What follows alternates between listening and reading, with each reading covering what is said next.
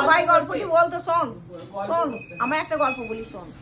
আমার বাবা একটা গল্প বলতো যে বেড়াই এসছে বেড়াতে, এই বেড়াই বেড়াতে এসছে, মানে মেয়ের বাড়ি এসেছে, মেয়ের বাড়ি থেকে এসে এসে আছে, থাকছে, রয়েছে, সজনের শাক আর আলু ভাতে করেছে, বিয়ান করে রান্না করে দিয়েছে, ব্যয়ও খাচ্ছে, দু ব্যয়ে খাচ্ছে বসে বসে।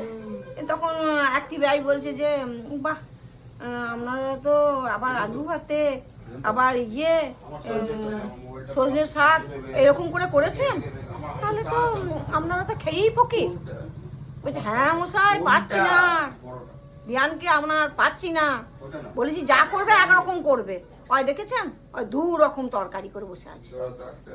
বলছে আপনারা খেয়েই ফকির। বলছে হ্যাঁ আমরা তা বটি, সজনের শাক আর আলু ভাতে, আলু সেদ্ধ করেছে, নিয়ে ব্যয়কে ভাত দিয়েছে, ব্যয় এসেছে এত দূর থেকে। বলছে আপনি এসেছেন, দুটো না করলে হয়, ওই জন্য বলছে যে খেয়েই আমরা ফকির, আমরা বিয়ানকে আর পাচ্ছি না।